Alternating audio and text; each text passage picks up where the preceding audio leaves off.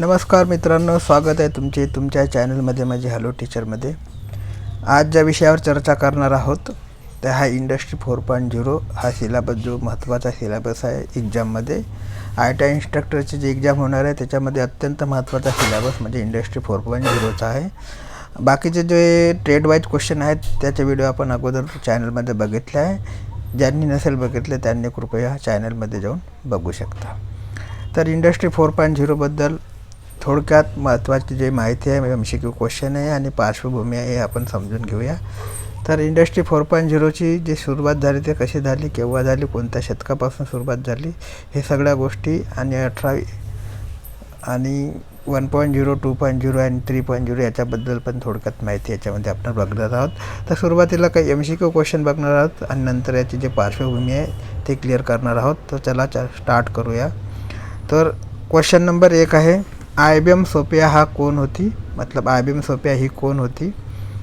तो IBM सोफियाचं नाव जर तुम्ही ऐकलं असेल तर ती एक काय होती, यंत्रमानव होती, म्हणजे रोबोट होती। ठीक आहे, तर याचं जर आन्सर होते ते उत्तर आहे IBM सोफिया ही एक यंत्रमानव होती। ठीक आहे, तर IBM सोफियाला कोणत्या देशाने नागरिकत्व दिले होते, तर IBM सोफिया जी एक यंत्रमानव होती, रोबोट होती, तिला जर नागरिकत्व ज्या देशाने दिले त्या देशाचे नाव काय, तर त्या देशाचे नाव होते सौदी अरेबियाने। मतलब एका रोबोटला पण नागरिकत्व देण्याचे जे काम केले होते ते सौदी अरेबियाने केले होते। ठीक आहे, याच्यानंतरचा जो तिसरा क्वेश्चन आहे AI पूर्ण रूप काय आहे, म्हणजे AI जे आहे याचे पूर्ण रूप तुम्हाला सांगायचे आहे।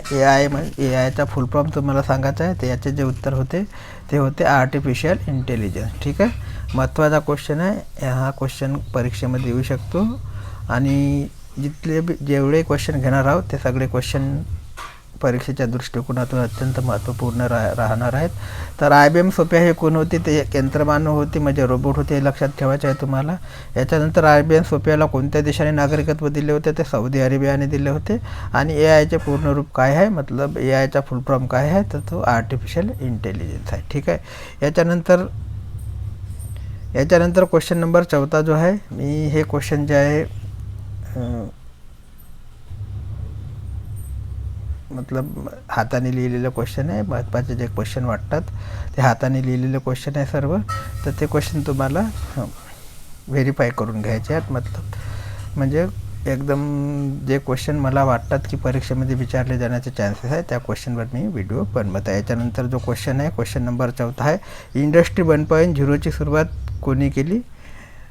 इंडस्ट्री 1.0ची सुरुवात कोणी केली, तर ते जेम्स वाटने केली आहे इंडस्ट्री 1.0ची सुरुवात। याच्यानंतर जो क्वेश्चन नंबर 5 आहे, इंडस्ट्री 2.0 म्हणजे नेमके काय, तर इंडस्ट्री 2.0ला नेमक्या कोणत्या नावाने संबोधले जातात, तर या 2.0मध्ये कशाची सुरुवात झाली हा प्रश्न पण बनू शकतो। तर इंडस्ट्री 2.0 म्हणजे नेमके काय, तर उत्तर आहे यांत्रिकरणाच्या मास प्रोडक्शनमध्ये झालेले रूपांतर म्हणजे इंडस्ट्री 2.0। ठीक आहे, महत्त्वाचा प्रश्न आहे। तर इंडस्ट्री 2.0 म्हणजे काय, तर यांत्रिकरणाचे मास प्रोडक्शनमध्ये झालेले रूपांतर म्हणजेच इंडस्ट्री 2.0 आहे। याच्यानंतर जो क्वेश्चन आहे, क्वेश्चन नंबर 6 आहे, ऑटो मशिनरीची लाट कोणत्या शतकात आली। ऑटो मशिनरीची जी लाट आहे तो कोणत्या शतकात आली, तर ते लाट आली 20व्या शतकाच्या सुमारास। ठीक आहे, तर हे जे क्वेश्चन आहेत महत्त्वपूर्ण क्वेश्चन आहे। क्वेश्चन नंबर 14, इंडस्ट्री 1.0ची सुरुवात कोणी केली, तर इंडस्ट्री 1.0ची सुरुवात केली जेम्स वाटने केली। इंडस्ट्री 2.0 म्हणजे नेमके काय, तर याचे जे उत्तर आहे यांत्रिकरणाचे मास प्रोडक्शनमध्ये झालेलं रूपांतर म्हणजे इंडस्ट्री 2.0।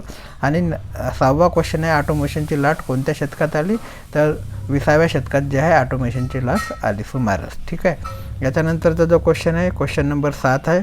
क्वेश्चन नंबर 7 आहे, PLCचे पूर्ण रूप काय आहे ते तुम्हाला सांगायचं आहे। PLC म्हणजे PLCचा फुल फॉर्म काय आहे तो तुम्हाला सांगायचा आहे। याचे उत्तर होते प्रोग्रामेबल लॉजिक कंट्रोल। ठीक आहे, PLCचा जो लॉंग फॉर्म होतो तो प्रोग्रामेबल लॉजिक कंट्रोल होते।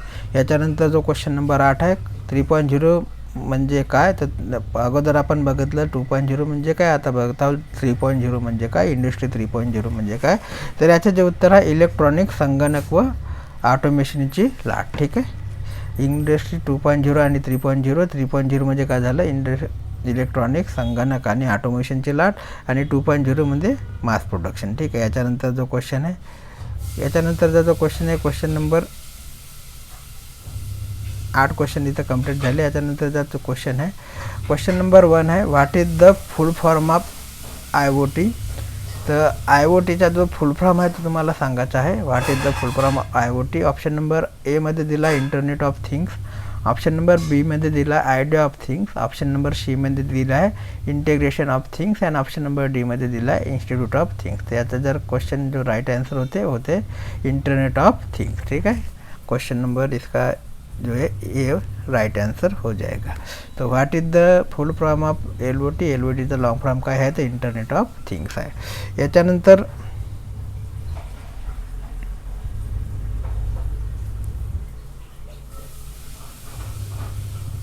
जो क्वेश्चन आहे, क्वेश्चन नंबर 2 आहे, which of the following statement is true. खालीलपैकी कोणते स्टेटमेंट जे आहे खरं आहे ते तुम्हाला सांगायचं आहे. ऑप्शन नंबर ए मध्ये दिला IoT is a subset of double IoT. Option number B मध्ये दिला आहे double IoT is a subset of IoT. Option number C मध्ये दिला आहे all the device in IoT are connected the internet. आणि option number D मध्ये दिला आहे all IoT device are connected to the internet.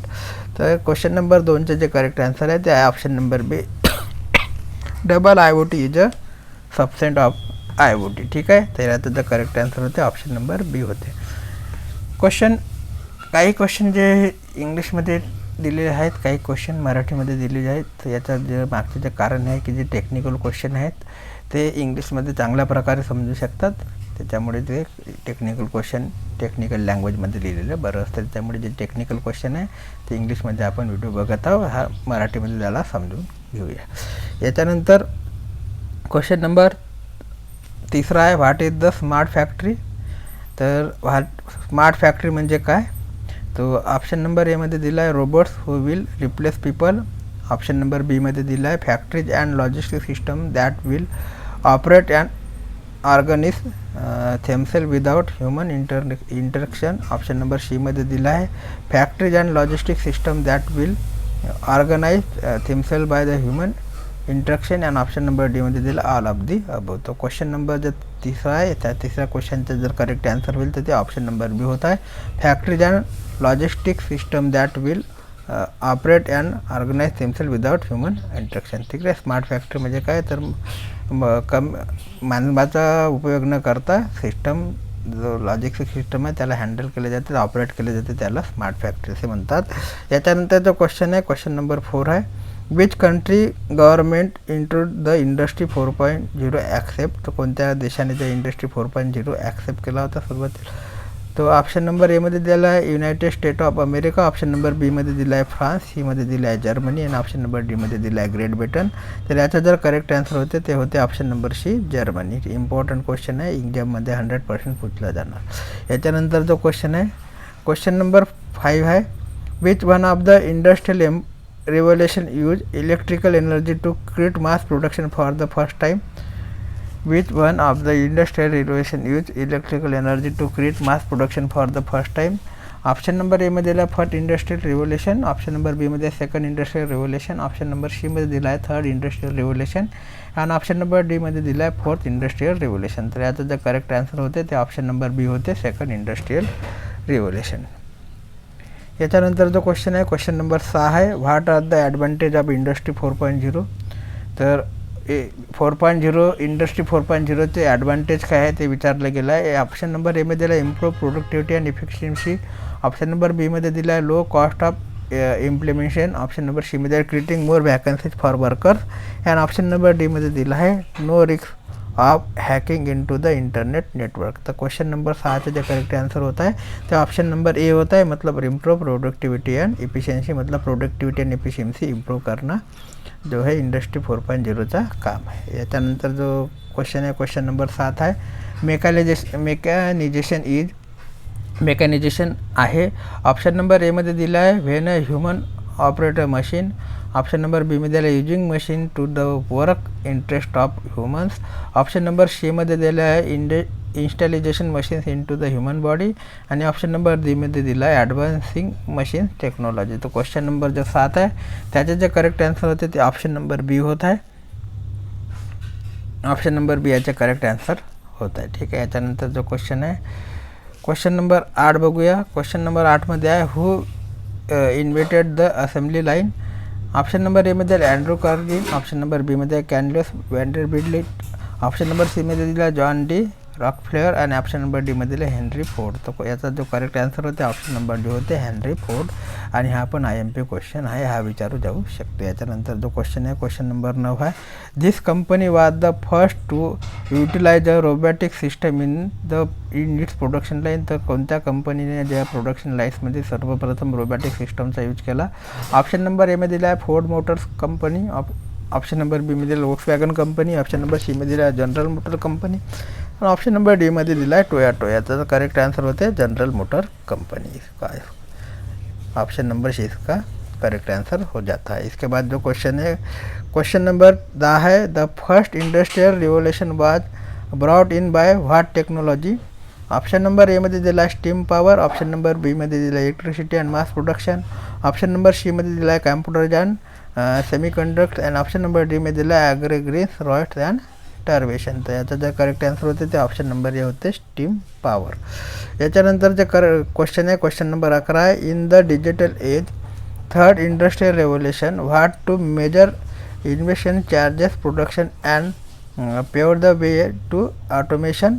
Option number एमध्ये दिला motor control system, option number बीमध्ये दिला switches and relays, option number सीमध्ये दिला प्रोग्रामेबल लॉजिक कंट्रोल म्हणजे PLC आणि ऑप्शन नंबर डीमध्ये दिला प्रोसेस ऑटोमेशन. त्याचा जे करेक्ट आन्सर होते ऑप्शन नंबर सी होते programmable logic control PLC and robot. ठीक आहे. याच्यानंतर जो क्वेश्चन आहे क्वेश्चन नंबर 12 आहे द इंटरनेट ऑफ थिंग्स म्हणजे IoT access to real time data and the indication of cyber physical system mark the big change and this era. Option number एमध्ये दिला आहे third industry revolution, option number बीमध्ये दिला आहे industry 4.0, option number सीमध्ये दिला आहे मॅन्युफॅक्चरिंग एज आणि ऑप्शन नंबर डीमध्ये दिला आहे इंडस्ट्रियल रिव्होल्यूशन. तर याचं जे करेक्ट आन्सर होते क्वेश्चन नंबर 12चे ते ऑप्शन नंबर बी होते इंडस्ट्री 4.0.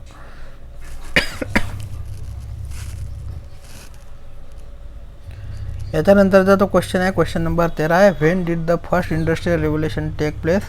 ऑप्शन नंबर एमध्ये दिला 17th सेंचुरी, ऑप्शन नंबर बीमध्ये दिला 18th सेंचुरी, ऑप्शन नंबर सीमध्ये दिला 19th सेंचुरी आणि ऑप्शन नंबर डीमध्ये दिला 20th सेंचुरी. तर when did the first industrial revolution take place त्याचं जे करेक्ट आन्सर होते ते ऑप्शन नंबर बी होते 18th सेंचुरी. याच्यानंतर जो क्वेश्चन आहे क्वेश्चन नंबर 14 आहे how did the economic change during the industrial revolution. तर याचं जे करेक्ट आन्सर होते ते ऑप्शन नंबर सी होते more people stop farming and work in factories, option number C. ठीक आहे. याच्यानंतर question number 15 in which European country did the industrial revolution बिंग. ऑप्शन नंबर एमध्ये दिला आहे फ्रान्स, बीमध्ये दिला आहे ब्रिटन, सीमध्ये दिला आहे प्रुसिया आणि ऑप्शन नंबर डीमध्ये दिला आहे स्पेन. तर याचं जे करेक्ट आन्सर होते ते ऑप्शन नंबर बी होते ब्रिटन. याच्यानंतर जो क्वेश्चन आहे क्वेश्चन नंबर 16 आहे which of the following considered and impede of intelligence during the 18th and 19th century. Option number D याचा करेक्ट आन्सर होऊन जाईल म्हणजे all of the above. All of the मध्ये अबोमध्ये येते option number A increase competition between the industrial nations, option number बीमध्ये rise of global inequalities, option number सीमध्ये transportation of society. तर ऑल ऑफ दी अबो मतलब वरचे जे सर्व ऑप्शन आहे ते करेक्ट आन्सर आहे. त्याच्यानंतर जो क्वेश्चन नंबर आहे क्वेश्चन नंबर 17 आहे व्हेन इंडस्ट्री 4.0 स्टार्ट. तर इंडस्ट्री 4.0 केव्हा स्टार्ट झाली. ऑप्शन नंबर एमध्ये दिला आहे 2007, ऑप्शन नंबर बीमध्ये दिला आहे 2010, ऑप्शन नंबर सीमध्ये दिला आहे 2013 आणि ऑप्शन नंबर डीमध्ये दिला आहे 2016. तर याचं जे करेक्ट आन्सर होते ते ऑप्शन नंबर सी होते म्हणजे 2013 होते. याच्यानंतर जो क्वेश्चन आहे क्वेश्चन नंबर 18 आहे when will the industry 4.0 reach the market. तर ऑप्शन नंबर एमध्ये दिला आहे it is already being use are E, option number H म्हणजे त्याचा करेक्ट आन्सर हो जाते it is already being use.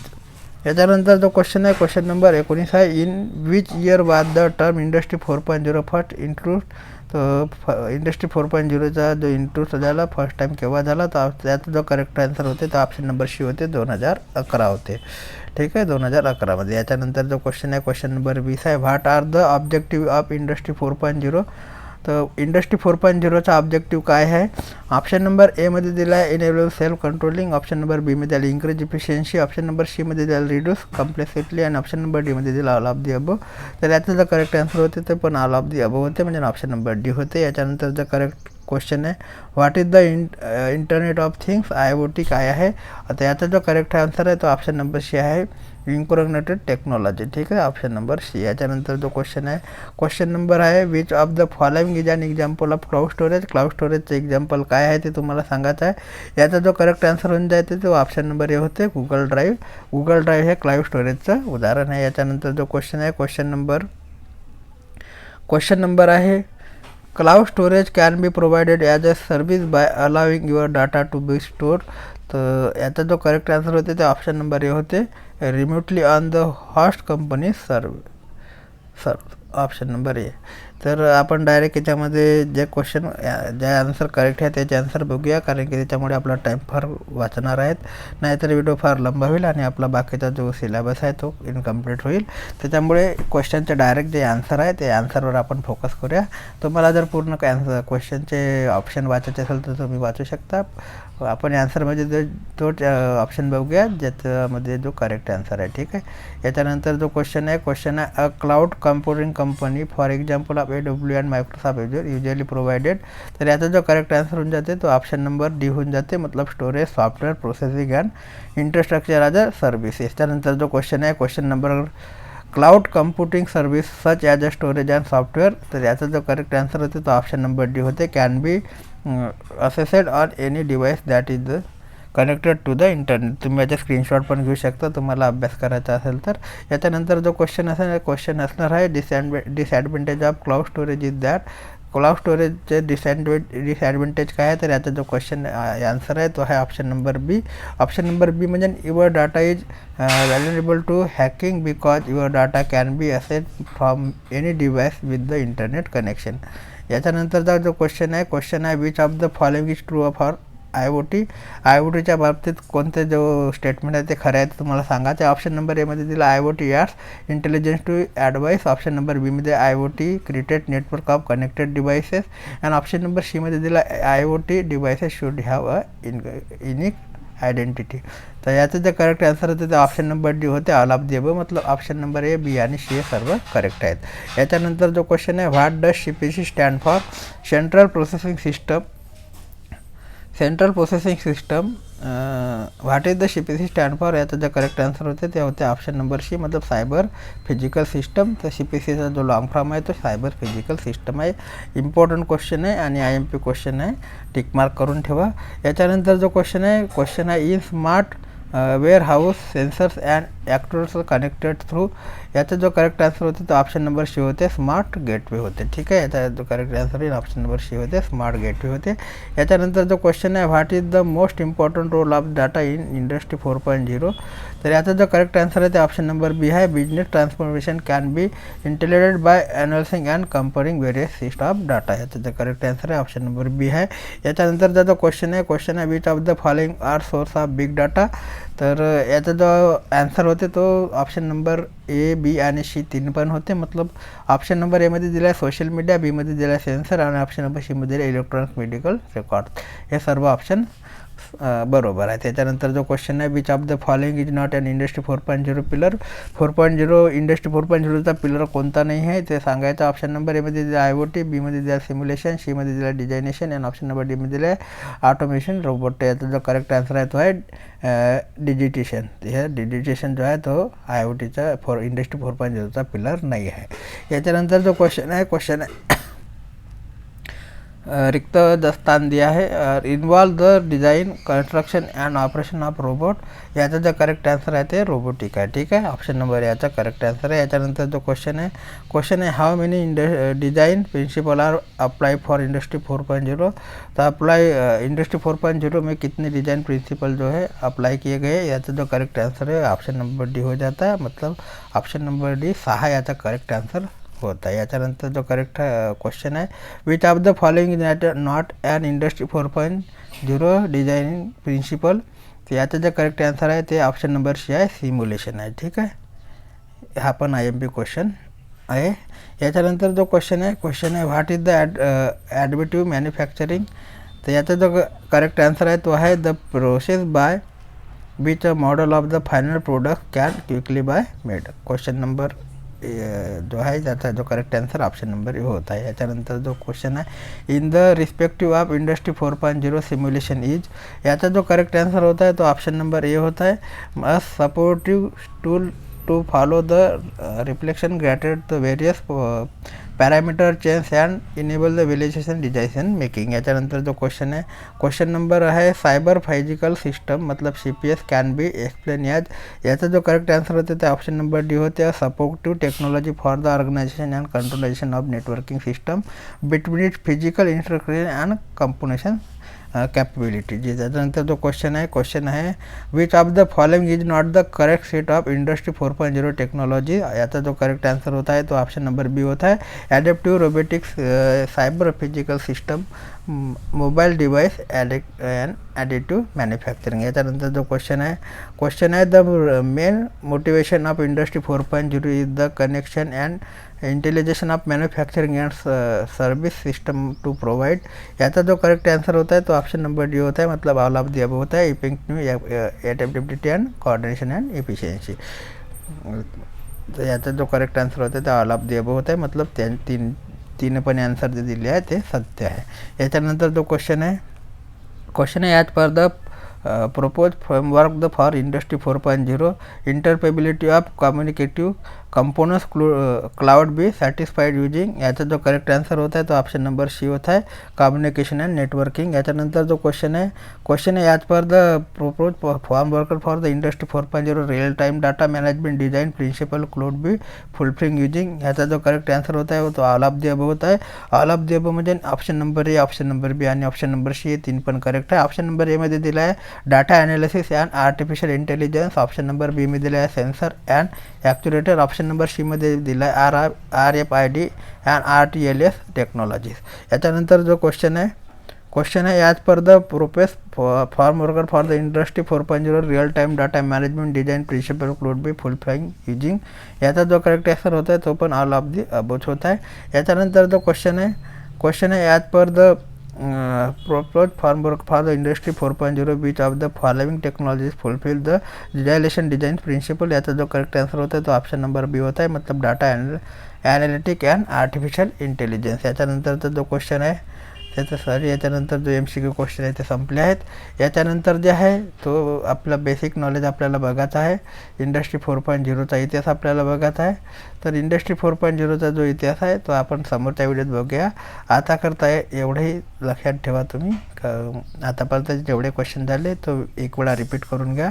याच्यानंतरचे जे क्वेश्चन आहे आपण पुढच्या व्हिडिओत बेसिक नॉलेज सहित बघूया। भरपूर क्वेश्चन आहेत औद्योगिक क्रांतीबद्दल आहेत आणि भरपूर सारे क्वेश्चन याच्यामध्ये काढले गेले आहेत, तरी पुढचा व्हिडिओ आपण याच्यावर बघूया। धन्यवाद। अजूनपर्यंत तुम्ही आमच्या चॅनल हॅलो टीचरला सबस्क्राईब केले नसेल तर सबस्क्राईब करा, बेल आयकॉनला क्लिक करा आणि तुमच्या मित्रासोबत शेअर करा। थँक्यू, धन्यवाद।